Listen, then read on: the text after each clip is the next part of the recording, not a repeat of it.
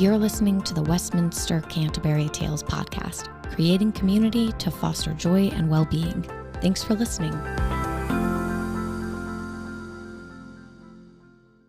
Today we are talking to Ashley Allman, and we're going to be discussing effective communication on this leadership podcast. So thank you for joining us. Of course. Thanks for having me. I'm excited. So I want to start off this podcast with an icebreaker question, and I think I found a good one. If you could be an expert at any skill, what would it be and why? Oh, wow. That is a good one. I wish... It depends. I think I've got two answers. Okay. One for like professional skill. Mm-hmm. And I think that would be something with data and analyzing data, because I love data and it's really fun to analyze it and look at it. But there's so many things that I don't know how to do that if I had a little bit more background on how to do that and do it effectively and use that data to actually get what you want from it and see those trends and do that forecasting. So I'd love to dive into that. That's cool. But in terms of a skill that has nothing to do with work, I would love to be a good tennis player. Ooh. So that's just something I thought I've always wanted to have that skill. And, you know, I don't have much athletic ability, but I'm always trying to pick up something new in my spare time. So that would be a fun outside of work skill. Nice. Those are really two good options. Yeah. I think the first one could be so helpful just in the current position that you're in. Yep. And the other one is just fun. Who doesn't love tennis? Exactly. It seems very easy, but you know, once you're out there, it's not that easy. Yeah, that's what I'm learning. Why don't you give us a little bit of background about you and your career and what got you to where you are today? Yeah, so let's see. I've been here 10 years now at Westminster-Canterbury. So I'm currently the Vice President of Marketing and Development, and I started as the Executive Director of the foundation. So fundraising and nonprofit work has really always been my background since graduating college, and doing that has just been my passion. And so I've had the opportunity to grow and take on new roles here while still being able to spend time and do the fundraising piece, but also take on the public relations and the marketing. So it's been fantastic. But what really brought me here was a really unique story that I take a lot of great pride in, is that my grandmother was actually a resident here. So she lived here for 19 years. Her name was Janet Red. And so I grew up as a young kid coming here and spending nights and weekends here. She moved here from West Point, Virginia, and said, you know, it took a lot. My mom's the youngest of three, and her two brothers, one lives in outside of Richmond and the other lives in Washington State. And so my mom, as the daughter and the youngest, was really kind of the one looking after my grandmother. And my grandfather had recently died, and my mom really wanted her to come here. She had two young kids at the time, and it was just easier. And my grandmother didn't want to leave her house and her friends, and it took a big storm, like a tornado that came through. And she called my mom the next day and was like, I just spent the last 7 hours in my basement all alone. I'm tired of this. I'm tired of the house. You know, let's make the move. So she was a little resistant though, but she made the move to Westminster-Canterbury, and it took about, I'd say, 2 weeks. And within those 2 weeks, all of a sudden it went from, you know, my grandmother Jay would say, you know, now Sarah, I'm not going to be your built-in babysitter. And my mom said, well, I'm not your built-in source of entertainment, Mom, either. So we're both kind of coming from different points of view here. Well, within 2 weeks, she had just found her niche. She had found her community. She had found her group of friends. And we all of a sudden had to plan out months in advance in order to get on her calendar to even have dinner with her. I mean, she just had this booming social life. And, you know, I think that's what I really attribute to her living 19 years here and just so active and so lively and just such a wonderfully and engaging space. And she spent the bulk of that time in independent living. And so I've just got so many wonderful memories. You know, I've been to a couple of the Kentucky Derby parties and the New Year's Eve parties. And so I've been there as a grandchild and growing up and having dinner in the beachfront dining. So then when the opportunity came across my desk 11 years ago now to be a part of the team, and my grandmother had just passed away at that point, it was really a no-brainer. And I just thought, you know what? I didn't even know they had a foundation. I didn't even know they did nonprofit work. And how is that I've been in this community so many times as a grandchild and as a fundraising professional to not know that? So I thought, well, they could use some help. And I'd love to do that, to help share that message and spread that message of the fact that there is a foundation on all of the good work that they do. So that's kind of the long story that got me here. And I feel like it's been full circle. So I've seen the perspective from a child. And I think as I was younger, you know, this was just my grandmother's cool hotel that she lived in. They had, you know, an indoor pool. When she moved in, it was only the East Tower, but then she got a second indoor pool with the West Tower. And every time I came here, I got ice cream and great snacks. So it was just fun. Yeah. But then as I grew older and my grandmother did go through the levels of care, and to see from my mom's perspective of the peace of mind it gave her as the only child living locally, as my grandmother did need more care, and what that meant. So I really transitioned from just this really cool, fun place to, wow, being here really is such a tremendous benefit, not only to the resident, but to the family members as well. Because, my mom didn't feel that if she couldn't come by every day, the last 2 years, my grandmother was over in the memory care over in the Hoy on the 3rd floor. And so my mom might not be able to come every day. And she never worried because she knew she was being taken such great care of. And there was such a tremendous team up there. Mm-hmm. And the bonds that my mom formed with the teammates, the nurses here, to the point that my mom still comes back on Christmas Day and brings cookies to some of those team members because she just had such a great relationship with them. And my grandmother had passed away like about a week after Christmas one year. So it was just a really fitting tribute. And so there's still those great relationships that have been formed with the team. So, okay. Yeah. I love that. I love how it came around full circle for you and how you were able to see it as a child and get that child's perspective. Mm-hmm. And then as you grew into a teenager and into an adult, you were able to really witness how the system works and how the process works for seniors. And that gave you the ability to be where you are right now. And I love that you were here as a kid and now you work here. Yeah. That's kind of fun. It's like a story I feel like all the residents should know. That's gold and they need to know it. It's fun. So what inspired you to lead? I think you really just answered that a lot, but if you have anything else, like what really pushed you to want to be a leader? I think a lot of it is just being this community is just so near and dear to my heart. But I think it's also when you find something you're passionate about, it's not really a job and you just want to excel and you want to do as much good for as many people as you can. And I've always been so passionate about fundraising and nonprofit work. And, I think that was I got a plaque from one of my colleagues about 15 or 18 years ago. And the plaque says, when you love what you do, you never work a day in your life. And it's corny, but it's so true. Mm-hmm. And so I've been so fortunate to find that. So I think combining it with just being passionate about our mission and who we're serving, not only our residents, but our team members in the surrounding community. There's so much great work that the foundation does and the marketing team and Westminster-Canterbury as a whole. Like everything that we do is incredible, and the amount of people that we touch and the amount of seniors with Opus and now the Hospice House of Hampton Roads, it's growing. So you've got that, and then you partner that with having the opportunity to continue to grow. And I'm just fortunate that Ben, our CEO, took that chance on me as a younger executive and brought me to the team. I was in my late 20s, and not everybody does that and gives that opportunity to somebody of my age. So I'm just grateful for that. And I just want to continue to excel and to be part of that executive leadership team and grow where I can and continue to lead and just take this organization into the next phase. So I think it's just having that opportunity, and not everybody gets that opportunity to continue to grow. So I think that's one thing that I really think is special about Westminster-Canterbury, where we're able to take our own team members and grow them here on our campus and give them new opportunities. Where'd you go to school? What'd you study? So I went to James Madison University, studied business, and I was in the hospitality and tourism management, the HTM department, and I thought I was going to plan parties and work for either a hotel or a country club, and it was going to be great. And as soon as I got out of school, I came home for the summer, and I told my mom, I was like, never living in Virginia Beach. I'm born and raised here, lived my whole life here. I was like, don't get excited. I'm coming home for the summer. I want to do nothing. I want to go to the beach. I don't bother me. And then I'm going somewhere. I'm going to New York. I'm going to DC, whatever, but not here. And about 3 weeks after that, I started to get bored, and I was just like, all right, this is not as fun as I thought it would be. And a job opportunity came across, and my mom was like, well, look, I know you say you're not going to live here, but it's good experience. Why don't you just take the job interview? Totally plan on saying no. You might not even get it, but have that experience and do it. And so I went on a job interview with the Muscular Dystrophy Association. And at the time, the development director who was hiring, she had a great personality, a great pitch. She sold me. She did everything she was supposed to do. And I came home and I was like, so I accepted that job. And I know I said I wouldn't, but I did. Exactly. Here I am almost 20 years later, and the rest is history. So, that's awesome. Yeah. So what are you doing at WC to be a difference maker, to continue to make a difference in the residents and the team members? Yeah, well, I think that's the fun part.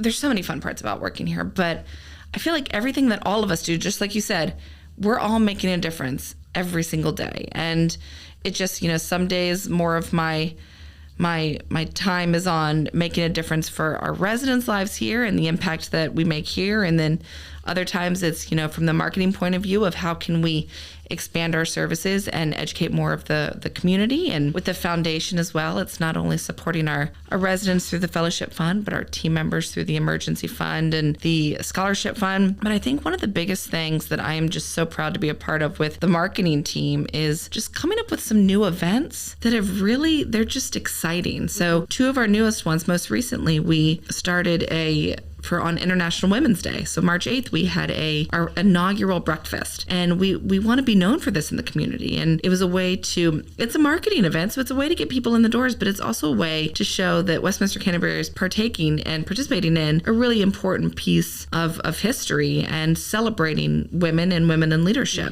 And providing an opportunity for a lot of people to come and gather and celebrate that. So that was an idea that my colleague Ellen had about a year ago. And she said, I know this is crazy and I know it's not on the schedule, but can we make this happen? And my answer was absolutely. And so it was so exciting to see it come from just a small idea to where it was. We had over 125 attendees, had a phenomenal panel of speakers, and to see that happen and knowing that we've already got people who are interested in next year.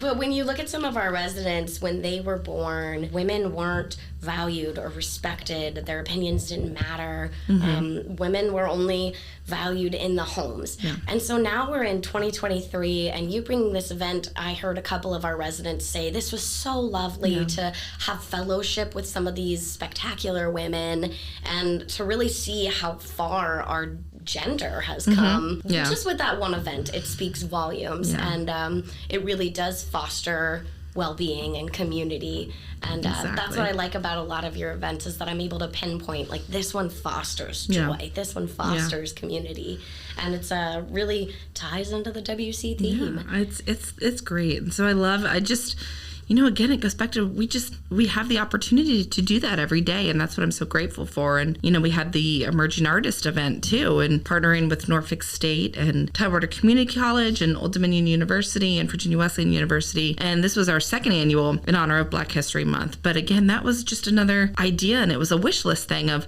we'd love to do this. And then it was like, all right, let's stop wishing and let's make it a reality. And the feedback from that has been wonderful. And again, it's just another way to have those conversations about diversity, equity, and inclusion and bringing those to our campus. So it was another really great opportunity where the marketing department was able to partner with, outside community organizations and to bring that not only to our residents, but to prospects and those who might want to know a little bit more about Westminster-Canterbury. So it's been fun. Awesome. So what have you learned in the past that has made you the leader that you are today? I think part of it is you can't control every situation. And I think a lot of times, just my personality, I always want to know what's going to happen next. And I always want to have a plan. And I think what I've learned a lot is you got to be fluid. And you've got to be flexible, and that, you can have a point A and point B and know where your end goal is. But that in between, there's that really great drawing. And I feel like at least once a year in some seminar or webinar that I'm listening to, and you've got the guy on the bike and you've got his end goal up at the top of the hill and what he thinks is going to be a straight path to get up to the top of the hill. And in reality, it's not a straight path at all. And it's like a dip here, a spike here, another dip into a water, and then a dip into a fiery pit of God knows what. But it just basically shows that the path to get from point A to point B is not necessarily going to be straight, easy, and something that you can predict. But you can get there. It's just going to be fluid. And so I think learning that has been really helpful for me, and it's ongoing. I think it's something that I continually learn and have to remind myself that things you need to be fluid with and flexible with. And I think that, and also one of the other biggest things that I've learned is I can't take everything on myself. And so I think that's gotten me to be a better communicator, because I've had to delegate more as my role's grown and I've had the opportunity to take on more. And I think it goes back to that wanting to have control over everything. And so I want to do it all, and it's just not possible. So you get all of these new responsibilities and roles. You've at some point got to delegate to your team who you've trained to be able to handle this, and you're really only as strong as that team that you've got behind you. And so, I've hit that wall where I've said, I'm going to keep all of this. So I'm going to keep juggling all these balls, but I'm not going to hand anything over. And then they drop. And so learning the importance of effective communication to my colleagues and my direct team that I work with on a daily basis, and how to better delegate and kind of talk about the outcomes and what I'm looking for. Do you feel that anything, I guess first off, what did you do at WC before you led the foundation? Did you have another position here? So that was my first position. So I was the executive director of the foundation. So I came in, and for the first seven and a half years. So I was able to meet and really engage with our residents, build our donor resident base, and we've got our golf tournament. We used to have a celebrity chef dinner. Now we do our Festival of Trees. We do our team member giving campaign. Which has been something really exciting that I was able to bring to Westminster-Canterbury that we didn't have before. Because one of the biggest things, when working with our boards and our team members is that, as a fundraiser, if you're going to go out into the community and ask a complete stranger to support your nonprofit, you might have the best cause, and you can talk about that case for support and all of the wonderful things that we do. But if you can't say that the people who know us best, who are living our mission and are here every day, don't also support that, then that's one of your biggest talking points. So that's why there's such a big role in that team member giving campaign. And that's why, every year when we get ready to do that, we do it every August, the biggest focus is on participation. It's not about the dollars raised. It's about the fact that X percent, last year we ended with about 47% of our team members. So almost half of our team members supported the foundation. And so every year my goal is to grow that, so that when I'm out in the community asking that random stranger for a $150,000 gift, 100% of our foundation board, 100% of our board of trustees, and 50% of our team members who are here every day already giving of their time and their talent also believe so much in this mission that they invested in the foundation, and that's why you should too. So that was really where I started, and I'm able to still do that, and have my colleague Tanisa is working with the events piece of the foundation, and then building that marketing team, so that we're kind of marketing, PR, and foundation work are kind of all together. And I'm loving your marketing team right now. Oh, they're fantastic. Incredible. Oh my gosh. They're doing so many big things. They're so excited to be here all the time and just ready, and so helpful. Just even in my department, they're like, hey, how can we partner and make this better? And I love that. I love that enthusiasm they have. Yeah, they're the best. So where do you see yourself in the next 3 to 5 years? Are you going to stick around here? I have no plans of going anywhere. Hopefully we will have broken ground on the Bay Tower. We got to hit 70% in pre-sales, and 3 to 5 years. Hopefully we'll be at a point where we're ready, maybe closer to the 5 years of moving those new residents, 225 new residents that we're able to serve. That's and incredible. That is so exciting. So I'm really excited for the opportunities it's going to have, not only for our current residents, but for our current staff members. Like the growth that'll come with that. I know. I am so excited about that. So really looking forward to that. And I think that's where, it's just such an opportunity for growth. And, I think for the team members we have here, but then our campus, truly growth of adding another tower and new residents, and just the opportunity to have just these new people interact with our current residents, and the current residents meet these new. It's just, like you said, it's going to be a win-win. So I'm really excited to see where that takes us. And by that point, we will have built and opened the Hospice House of Hampton Roads, and Westminster-Canterbury, along with Beth Shalom, are the managing partners. So it's going to be really exciting to see where that goes, because that's such an unmet need in the community. So 5 years from now, I hope another city has, the first one will be the Desorts House in Virginia Beach, and hopefully in the next 5 years we'll have one in Chesapeake and Norfolk and Portsmouth. We'd love to have one of those under the Hospice House of Hampton Roads umbrella in every city. And, just Opus is doing a fantastic job, so can't wait to see where they'll be with just great residents. So awesome. Going back how you had said, I told my mom I will not live in Virginia Beach. I am out of here. And now here you are years later. I'm where are you going in 5 years? You're like, nowhere. I'm not going anywhere. No, I think the icing on the cake, once you get married and have kids, I learned, well, I never learned the hard way because I've always been here, but once you have kids and realize how nice it is to live near your parents, and I'm very fortunate my mother-in-law and my mom are both local. It takes a village, and so when I've got that extra help, that on top of loving what I do and being here, I'm not going anywhere. And you can't deny your kids of this cool experience. Exactly. Because I get to bring my daughter to work with me sometimes, and she loves it. She's made really great bonds with some residents. They ask how she's doing. They send her little letters. And I love that for her because she'll get to grow up here and see how hard her mom and dad are working. And the efforts they're putting into this community. It makes me hope that she'll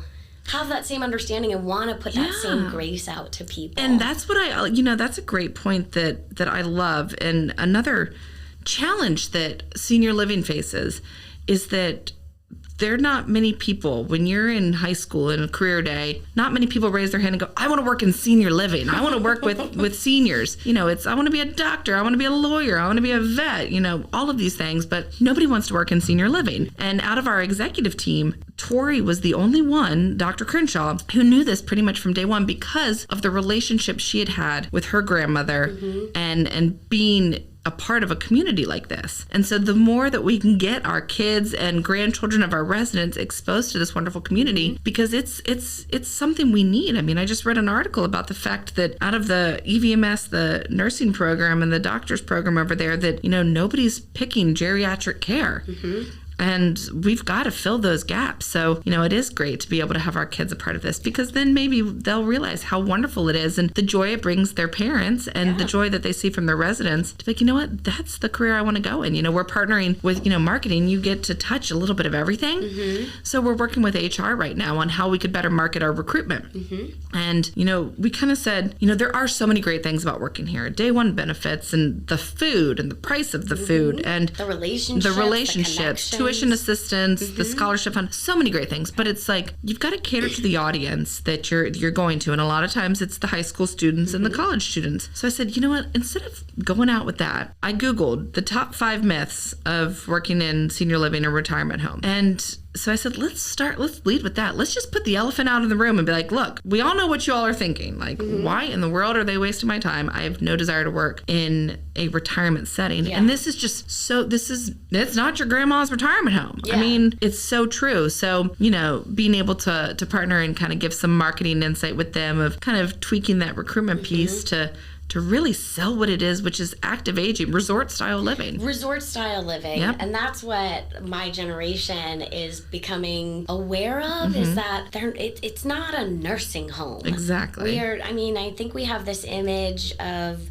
seniors in a nursing home, and it smells like oatmeal, and everybody is mean and sad, and it's depressing, and that's not the case. Exactly. This is actually the 3rd community I've worked in. This is my niche. I love working with seniors. It seems to be very good for me, and I learn a lot as I go. And so it's taken the 3rd community to realize, like, this is so much bigger than just people waiting for the end. This is so much nicer. My gosh. And the programs we offer to continue their education, and I just love partnering with the residents to gain that knowledge from them. I know. That's why, we don't use the F word, facility. We're a campus or community. And I mean, it's funny. It's, it used to, life plan communities used to be called continuing care retirement communities. And they actually changed that nationwide because people were saying, wait, I'm not retiring. And we have a lot of residents who are not retired that still work full time. And so they were like, well, you're kind of making retirement seem like this bad thing. And people are like, ooh, don't put me in the retirement home, because retirement home is not the same connotation. So that's why they're called now life plan communities. So as you're planning for your life, it's because people are still active and engaging. So it is that active aging, resort style living. And there's just so many people who, that's why we just want to get them in the door so they can see this. And every time I have somebody who comes to meet me on campus, they're like, you've got croquet, you've got a putting green, you've got a bocce, you've got people doing yoga over there, you've got this, you've got that, and you got a full bar over there. I mean, they're blown away by everything that we have. Guests on campus, like new performers or something. Like that shock and awe. They're blown away. They're like, this place is incredible. And I love taking them up to the penthouse during the day, and I'm like, look at this view. Oh my gosh, it's the best view. It's so incredible. It's such a great view. So what do you do to relax after you've worked so hard here and you continue doing all the leadership that you do? What do you go home and just sit down and do nothing doing? Oh my goodness. Well, and you're a mom. You've got 2 kids. Yeah, I've got a 3 and a 6-year-old, so there's not much relaxing. They keep you busy. They get home, and our routine is kind of get home, homework done, food, bath, bed, and it just kind of all happens so quickly. But I think sometimes it's just unwinding. I on the weekends, my favorite thing to relax and unwind is literally to just walk around TJ Maxx. I could go there and or Target, just for hours without my children, or even Costco. I love Costco. I could spend a whole podcast talking about Costco. It's like time kind of fades. Yeah. And the world means nothing, and you're in this whole zone. It's great. I love it. I'm like, I don't have my kids here. Somebody's watching. This is great.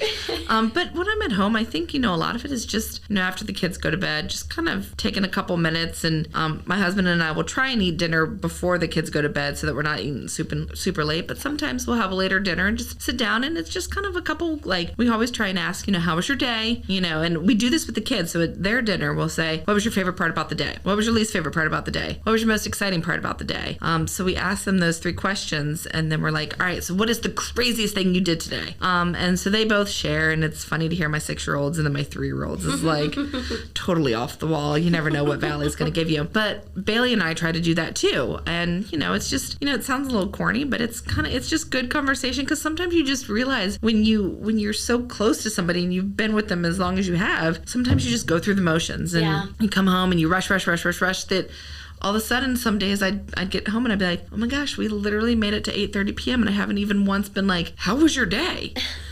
Because you're just kind of going through and getting everything done. So it's just trying to stop and be intentional about those relationships. And we always try to FaceTime at least one grandparent a night and, do a quick call. And so I love that my fiance works here, because I feel like we never run out of things to talk about. Oh, yeah. We're always talking about did you see that yesterday? Work or there's always something. Yeah. So what would you say would be some of the best practices and guiding principles for effective communication? I think what I've learned is, for effective communication, there's not a one-size-fits-all. And so that was a good learning opportunity for me, especially with my team, that everyone I work with has a different style, a different way they communicate, and a different way they want to be communicated to.